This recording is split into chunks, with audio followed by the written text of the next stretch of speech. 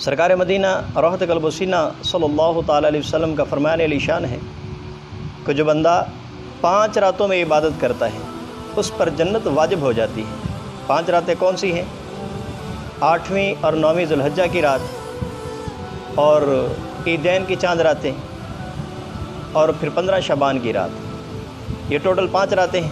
جو بندہ ان 5 راتوں میں عبادت کرتا ہے اس پر جنت واجب ہو جاتی ہے۔ اور عید کے دن غفلت میں رہنے کے بجائے، گناہوں میں مصروف رہنے کے بجائے اس کو عبادت میں گزارنا چاہیے۔ بڑا اہم دن ہے۔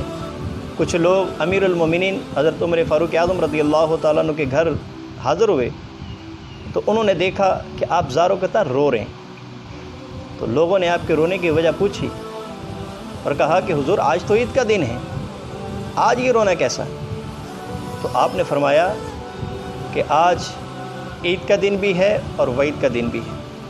جن لوگوں کے نماز، روزہ، حج، زکوٰۃ، دیگر عبادت قبول ہو گئیں ان کے لیے یہ دن عید کا دن ہے، اور جن لوگوں کی یہ عبادتیں قبول نہیں ہوئیں ان کے لیے وعید کا دن ہے۔ اور میں نہیں جانتا میری عبادت قبول ہوئیں کہ نہیں ہوئیں۔ کیسا خوف خدا تھا کہ پورا رمضان گناہوں میں گزار دیتے ہیں اور عید کے دن پھر ہماری خوشیاں دیدنی ہوتی ہیں۔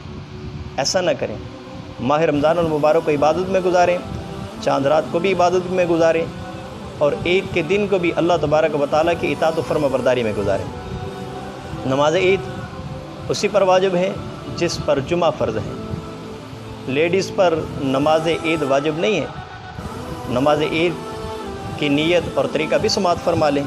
اس کی نیت یہ ہے کہ 2 رکعت نماز عید الفطر یا عید الاضحیٰ 7-6 زائد تکبیروں کے منہ طرف کعبۃ اللہ شریف کے پیچھے سے امام کے اللہ اکبر، امام اللہ اکبر کہتے ہوئے ہاتھ باندھے گا، ثنا پڑھے گا، اس کے بعد 3 تکبیریں کہی جائیں گی اور تینوں تکبیروں پہ ہاتھ چھوڑ دیا جائے گا۔ جب تیسری تکبیر ہوگی تو ہاتھ باندھیں گے، امام قرات کرے گا، سورہ فاتحہ پڑھے گا، کچھ سورت ملائے گا، اس کے بعد رکوع اور پھر سجود ہوں گے۔